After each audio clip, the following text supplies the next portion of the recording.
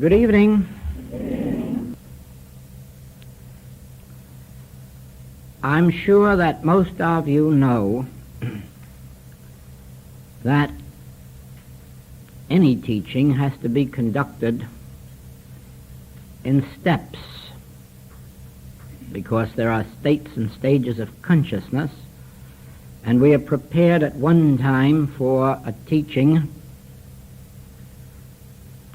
and at another time for something further or deeper. And still further along in our experience, we begin to get ready for some of the mysteries of life. Now, ordinarily speaking, metaphysical teaching consists only of the veneer of the subject, of the very, you might say, outside layer. There is very little metaphysical teaching that goes any deeper than what I would call primary grades. Most of it is in the realm of kindergarten, and some little of it is on the level of primary grades. I don't know of any teaching available to the public that I can think of that goes any deeper than what might comparatively be called fourth grade or fifth grade schooling. And the reason is that spiritual truth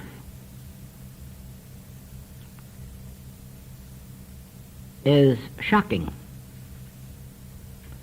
Spiritual truth can hardly be accepted at all by a human being until they have had sufficient light to lift them above that primary grade of receptivity.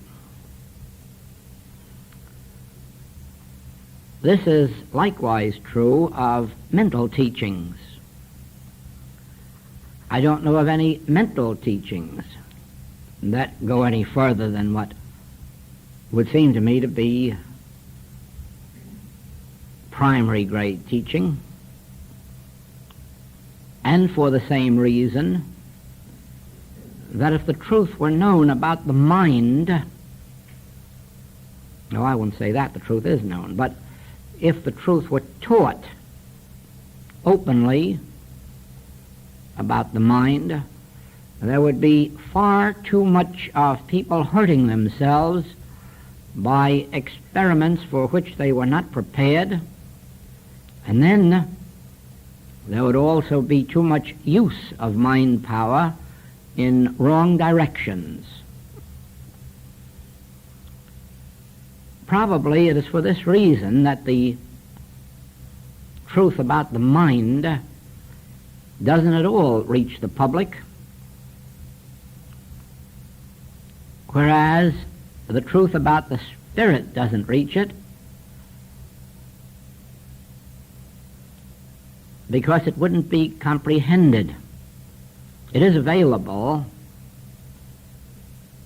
but it has to be found, and then it isn't understood until one is prepared for it. Now, I can illustrate that by answering this question first. And incidentally, I might tell you this, that before coming into this room, I was upstairs meditating. And in my meditation, the subject of this class tonight unfolded in its completeness. And then when I read these questions, I know right well that I was in tune with this group of students. And it's a natural thing that these questions should be here. But I'm not yet quite so certain that you will accept the answers. Well, that will depend on your own inner being and how far you have come. Now, here's the first question. how can spiritual harmony be established in the functioning of mechanical or electrical equipment? Is it possible to prevent mechanical or electronic parts from wearing out or becoming defective? Now, just think how far your understanding will have to go for you to accept the fact that to a certain degree the answer is yes. It can be so. You see how at first it seems absolutely improbable and impossible that the functioning of mechanical or electrical equipment is possible through these studies. Now actually, it cannot be done spiritually, but it can be done mentally.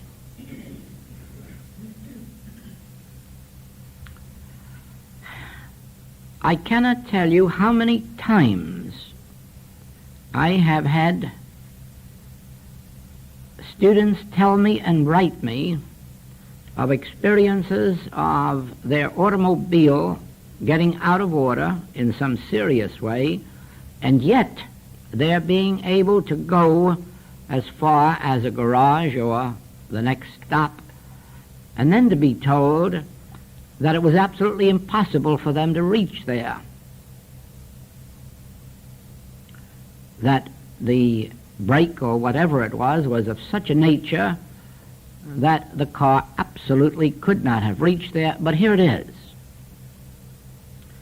Or how many times I have been told of experiences of those who have run out of gas and kept going until they reached the next station where they could find it. Now, of course, I know that to the human mind this is impossible, and it is for this reason that these things cannot be taught more openly than they are. I'm going to go another step and tell you this, that this question came up not about mechanical things, but about living things in Seattle, in one of our classworks. And I set out to show the students what could be done. Now, on Sunday, the entire center was fixed up with beautiful cut roses. They were on the platform and on the sides of the church and in the back of the church. And more cut roses were in my study, in that center. And I said that if I can prove this, these roses in this study will be just as fresh when we finish this class on Saturday night as they are today on Sunday. And that's the way they were. They hadn't opened, they were still buds, and they were still fresh. Those outside weren't. This is not a spiritual demonstration.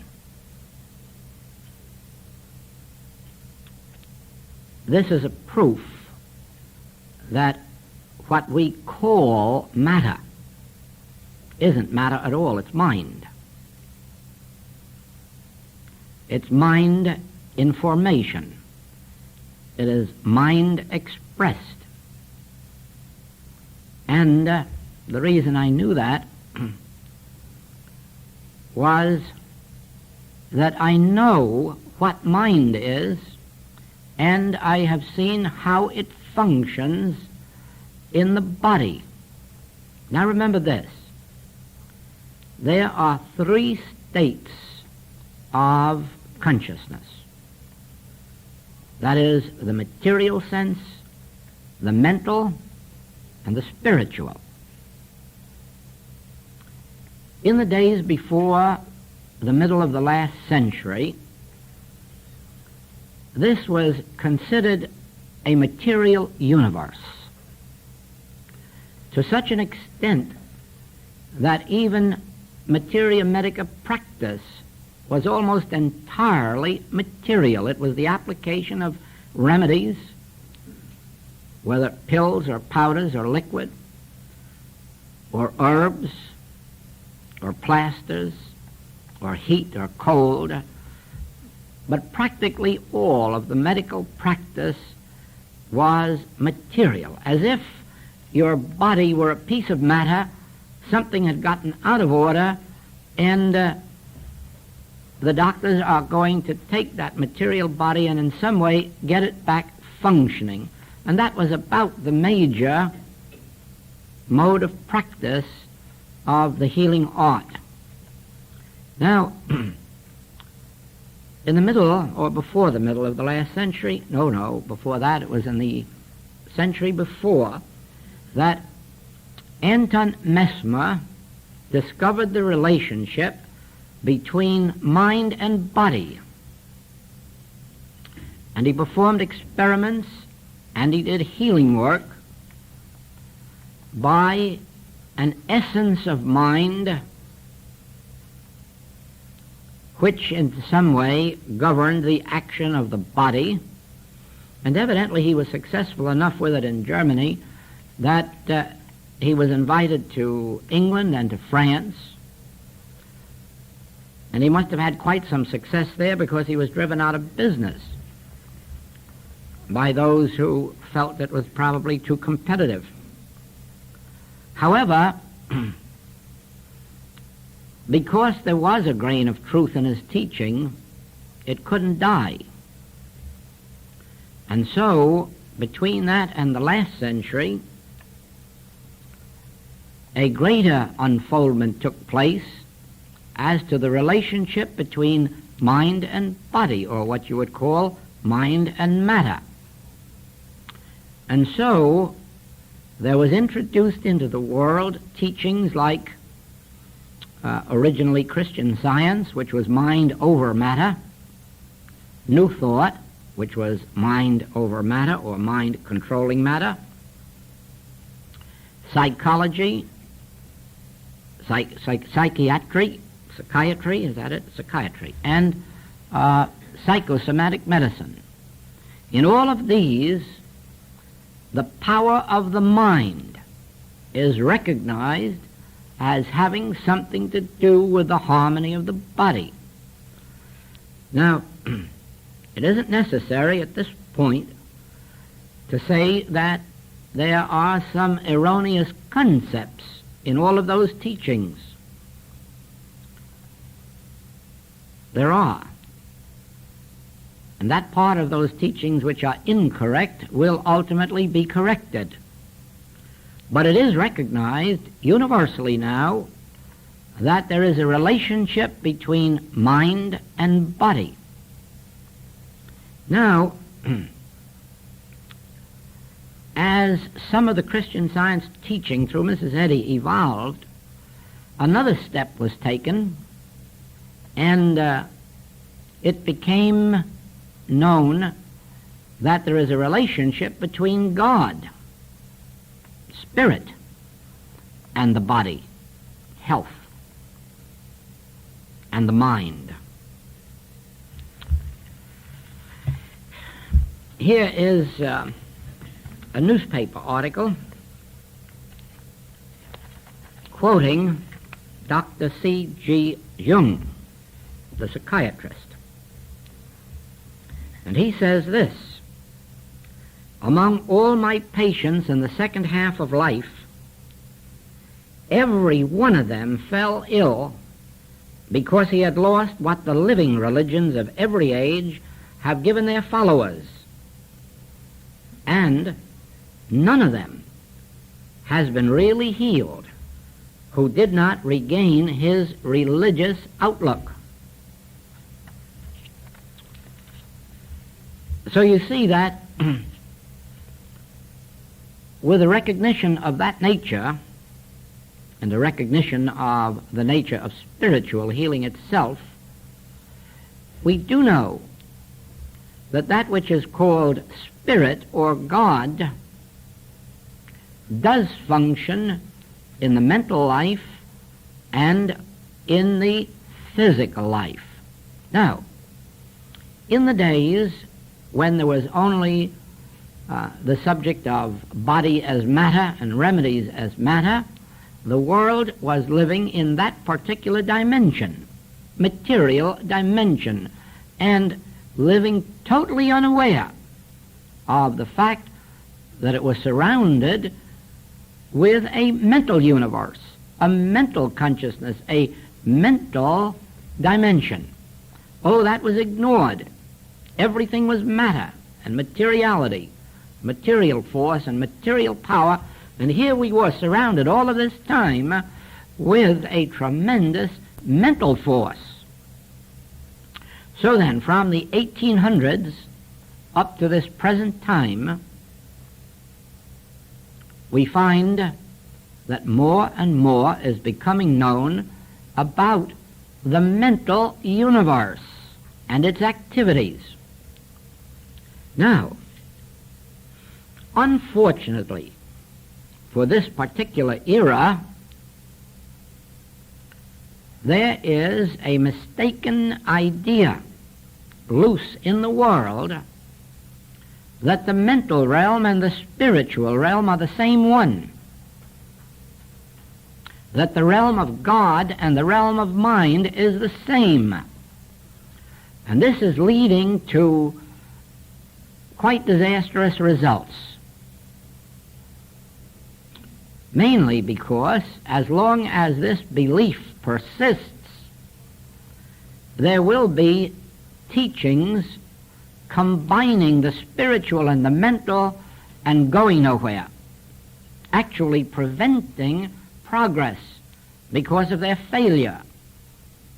One of these that I can point to is the New Thought movement, which in the last 30 years has dropped 90%. There is not 10% of the New Thought activity in the world today that there was 30 years ago. The main reason is this very mistake, that they're continuously using God and mind as if they were synonyms. They're using God power and mental power as if they were the same thing, and they're just getting nowhere with it. Now, this same mistake has, within the last 10 or 15 years, been brought into the religious world.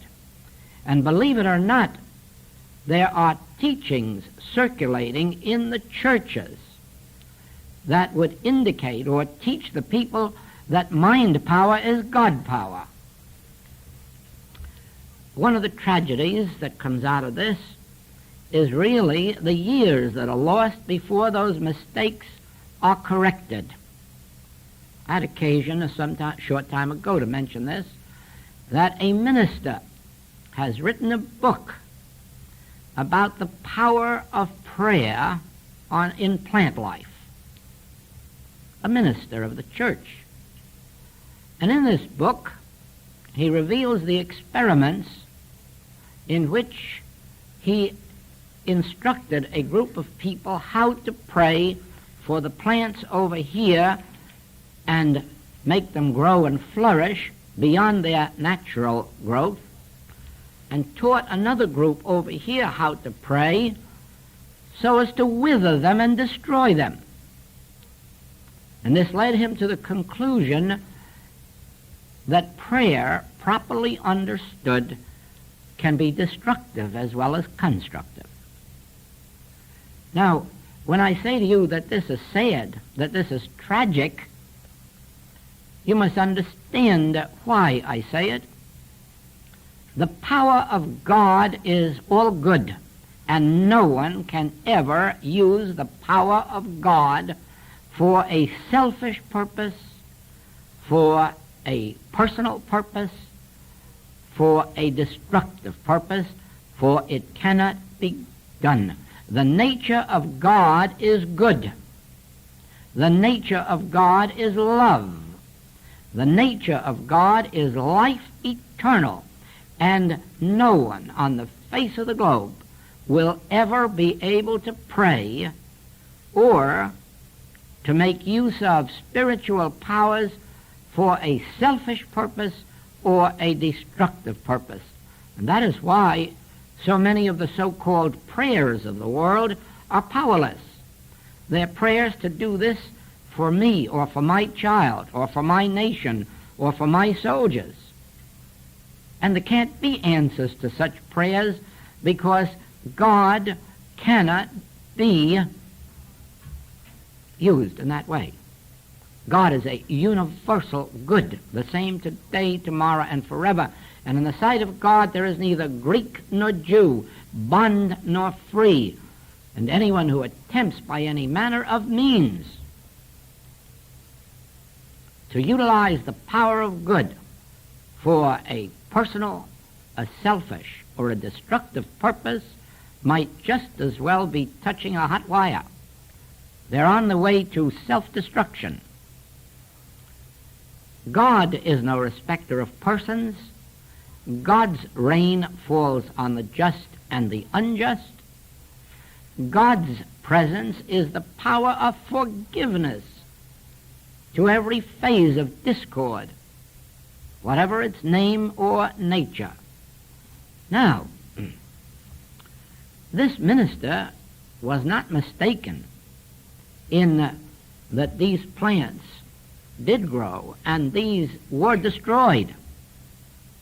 His mistake was believing that it was spiritual power or prayer or contact with God that was responsible for either one of them, for God wasn't.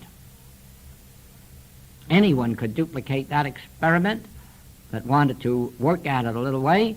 It is entirely mental. Now, the modus operandi of it is this. Mind, your mind or anybody's mind, imbued with truth, will produce harmony. Mind, the same mind, imbued with ignorance or error, will produce an opposite effect. This we learn long centuries before modern civilization entered the picture. The Aborigines of Australia are especially gifted in both healing and cursing. They can heal and they can kill. They know how to bring health to an individual, and they know how to strike them dead with mental power, not by turning to God. I have said this over and over again until some people really believe I'm anti-Semitic. I'm really not. But I must repeat this, that it was the ancient Hebrew God that you could appeal to destroy your enemy. God didn't do it, but the Hebrews believed that God did or that God would. But that is no fit prayer or modern civilized thought or belief that the power of that which created the universe and maintains it and sustains it so perfectly can be called upon to destroy it. No, it is not the power of spirit, but the power of mind. Now, the Hawaiians, until the missionaries came here, could also heal and could also kill. They had their good kahunas with the gift of healing. They had their bad kahunas to whom you could go and have your enemies murdered. And doubt not that your enemies died if you went to those kahunas. They did, because the kahunas knew how to do it. So do the hexers in Pennsylvania. So do some of the old Central and South American tribes. And down in the South Seas, the power of the mind was so well known that if someone or some ship or group landed on one end of the island, everyone instantly knew it on the other end of the island. That wasn't a power of God, that was a mental power, and it is one which can be duplicated. Anyone can train the mind to any degree, and for good or for evil. No one really knows the extent of the power of the mind. No one has ever experimented to a far enough degree to learn what the actual power of the mind is. I had the pleasure and privilege of being taught by a teacher who taught me how to leave this body and how to travel to any part of the globe that I wanted to be in.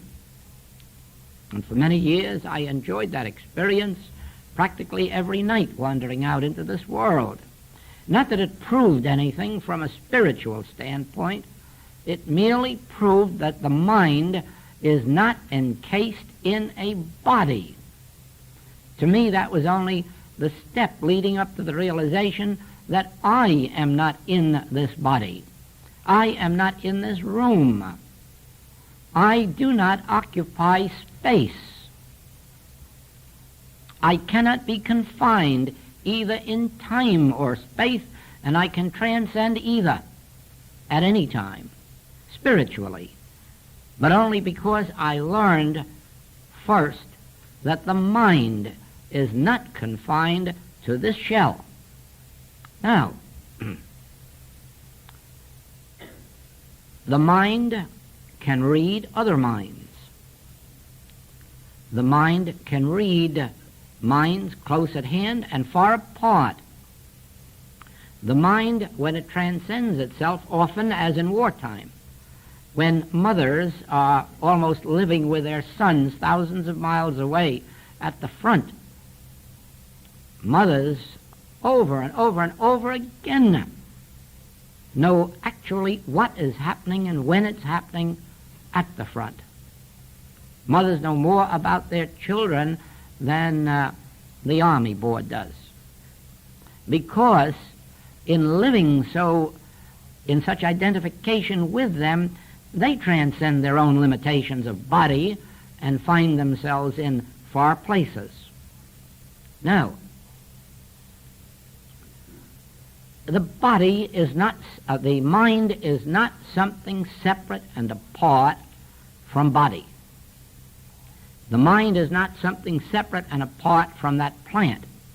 The mind actually is the very substance of body. Mind is actually the essence and the activity of body, and it is for this reason, leaving God out of the picture entirely, that you can work on the purely mental level and produce healings and produce harmony. There is one metaphysical teacher who has taught for years and years mind healing merely from the standpoint of mind and body, and of how mind, when it is holding to certain truths, can produce an effect upon the body. Now, anyone who will stay away from trying to mix up spirit and mind and remain purely on the mental level can produce harmony in their bodies, in their business, in all of the affairs of their life, as long, and this is of course the major requisite, as long as they maintain their integrity. In other words, as long as they never try to use their mind power selfishly, injuriously, or to anyone else's discomfort. As long as they remain pure of mind, using this power only for the purpose of producing harmony, whether in themselves or others. There's nothing selfish about producing harmony in oneself, because harmony is the normal, natural state of being. But to produce harmony at someone else's expense, or to use the powers destructively, is, of course, a sin against the Holy Ghost. It must result inevitably in harm to the one who does it. Now, it has been done. People have used the power of their mind to get other people's money and other people's property and other people's business. They have used the power of mind to benefit themselves at the expense of others. It is a destructive thing, but don't for a minute doubt that it can be done. Otherwise, you will be living with your head in the sand. Now, the mind has two powers, and that is good and evil. Do you not understand that this body in and of itself can never be good or bad? Do you not know, you probably haven't thought of it, but you can now, that your body can't steal? Do you know that your body in and of itself can't be immoral, or do an immoral thing, or commit an immoral act? Don't you know that? Of course you do. There has to be a mind, there has to be something you call I, and all the body can do is carry out the instructions of the mind. And if the mind says give, the body gives, the hand gives. If the mind says withhold, then the hand withholds. And if the mind says steal, then the hand steals or tries to. And so it is. The mind is always governing the body on the human level. It is only the person too steeped in mental inertia who lets the body control the mind. Then we have a kleptomaniac. They can't help it. Their hand just reaches out and steals, although the mind doesn't want it to. But the mind has no control over that body. And there are people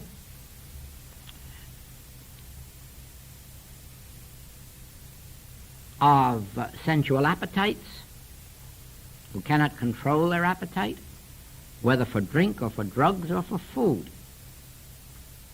And all branches. They have no control over their body. Their body has control over them. But that is because they have surrendered the power of their own mind, and they've let the body run away with it, as you might let a garden run away and become overrun with weeds if you're too lazy to get out there and take care of it. But normally, the mind can't steal, the body can't steal, the body can't overeat or overdrink, the body can't do anything of itself if there is enough control so that you know that, no, I govern the action of this body. That I being me through the mind. Now then, it is so with health. Health can be maintained mentally by keeping the mind imbued with truth. The mind imbued with truth will create and maintain health in the body. Mind imbued either with ignorance or error permits the body to disintegrate and to develop its ill health. But remember, this is all on the mental plane. Now, because there is an interrelation between spirit, mind, and body, in our stage of unfoldment, we cannot reach the spiritual level without first going through the mind. There are a few exceptions to that. There have been some people receive divine grace and automatically are imbued with the Spirit without ever having to learn the truth of being, sometimes without ever learning it in their lifetime, and yet always living spiritually, but there are not many such, and it would be foolish for us to wait around to see if that particular spiritual lightning was going to strike us. We may as well acknowledge this, that for us, we will have to reach the spiritual levels through the mind, but not using the mind as mind power as you would do if you were going to heal just mentally, but use the mind as an avenue of awareness through which you learn truth, the letter of truth, and then by that learning and practicing the letter of truth, you develop your soul powers or spiritual powers, and then ultimately get beyond the need for even the use of the mind in that direction. Now, don't ever believe that you want to get rid of the mind. That was one of the old Christian Science mistakes, trying to nullify the mind or the body. Let's not get rid of the mind or of the body. Let's have both mind and body for their proper usage. The body is an instrument in which we are now functioning, or through which we are now functioning. It's a very handy instrument when you want to walk down the street or drive a car or go somewhere. It's a very wonderful thing to have eyes to see with and ears to hear with, and a mouth to tongue to speak with. It's all beautiful. Let's not try to get rid of it. It's a wonderful thing to have a mind that functions clearly and intelligently. Let's not try to get rid of it. The one thing in this work that is taught in the infinite way is, do not use the mind as a power, because then you're leaving yourself back on this mental physical plane without consideration for the highest and the real, which is the spiritual. When you reach the spiritual plane, both mind and body are instruments for God. Then there's no limit to the understanding, the inspiration, the art, the literature, the music, the invention, the science that can come through a mind that has made contact with God. No limitation whatsoever. Now, you can't do that strictly on the mental plane. You cannot. You can increase its skill and ability, but only to the extent of the limitations of mind itself. But once you open yourself to the higher consciousness, there is absolutely no limit to what can be revealed in and through your mind and then brought forth by the skill of your fingers or your body.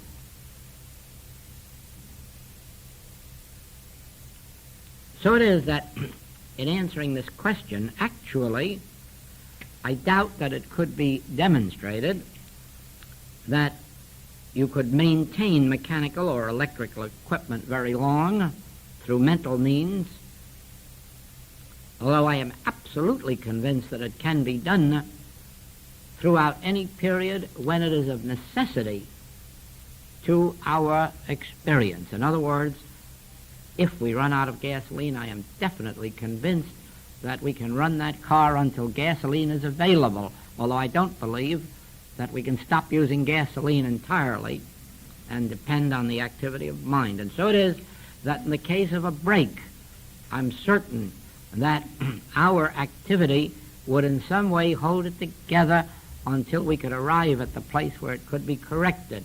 But I doubt very much if we could continue to use it very long without disaster. Now, the same is true of this plant life.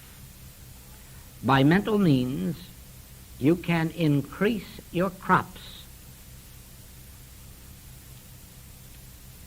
And by mental means, you can decrease them. But to bring forth a permanent demonstration of multiplication of the loaves and fishes, it would be necessary to go further than the operation of mind. It would be necessary to be touched or to reach the realm of spirit. Then there is no limitation, but neither would there be a violation of natural law. In other words, you might double the amount of flowers on this plant, but it would not be in violation of nature. It would be because something in nature itself that is not now being used would be brought into use. In other words, the fullness of the life of this plant may not now be in action.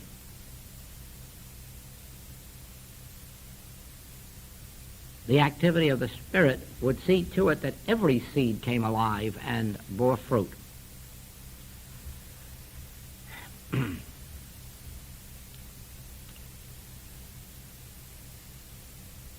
Mrs. Eddy wrote in, I believe it's in the textbook, that the day will come when the thief will not have to enter your home,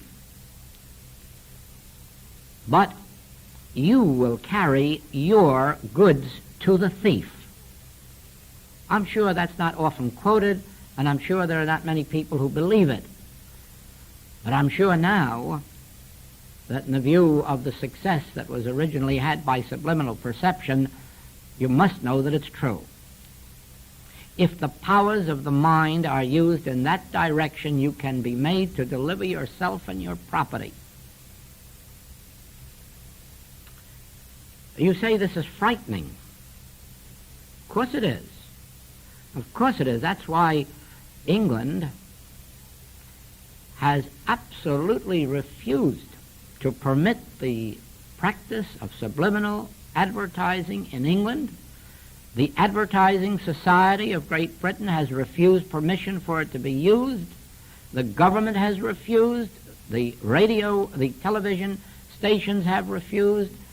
They have unanimously refused to permit its use, because if it can be used to make you give up your money for anything that they wish to advertise, whether or not you need it, whether or not you can afford it.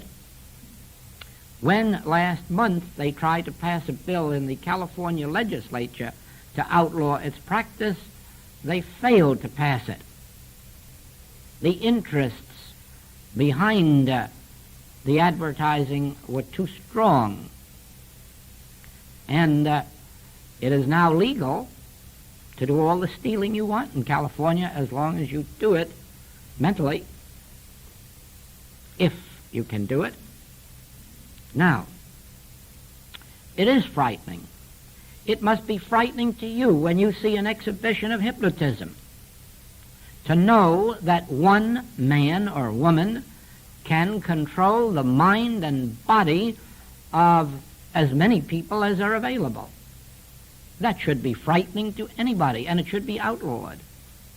It should be outlawed in medicine. Regardless of what good it could accomplish, the ill that it can accomplish far outweighs any good. The practice of hypnotism should be outlawed, because it is the activity of one mind controlling another. Wherein is your freedom? Wherein is your freedom? You say, oh, but you have the choice. You don't have any such thing. If you're ill, you want to get well. And if the price is giving up your mental freedom, you pay it.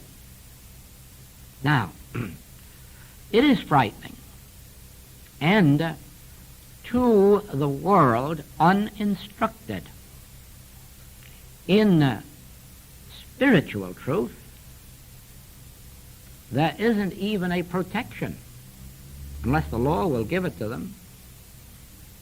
And even the law can't prevent individuals using their own mind any way they want.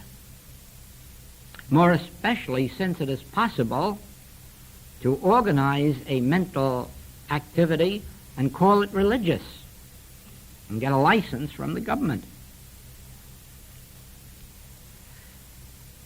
Actually, however, there is a protection against mental powers. And that is the protection which you understand when you understand that the carnal mind is not power, cannot rise above itself, and accept the first commandment, thou shalt have no other gods, no other powers, but the one. And as you consciously, remember, consciously, as you consciously live in the realization of God as the only power, the one power, and that so-called human mind, mortal mind, carnal mind, selfish mind, mesmeric mind, hypnotic mind, is not God-ordained, is not God-sustained, you are protected. You can't be hypnotized, consciously or unconsciously. You would never respond to subliminal advertising, nor would you ever respond to an individual working on you with their mind. Now, all mental power is not a conscious evil, but that doesn't make it less harmful. For instance, you only have to use the word Hollywood to instantly think of a den of iniquity or Sodom and Gomorrah. And why? Because of what has been taking place there for 25 or 30 years. If you stop to think, you will ask yourself, do all these people who come into the movies or into that theatrical world, are they all evil? Are they all immoral? Are they all bad? Does it attract only bad people? And the answer is no. That industry doesn't attract any more people than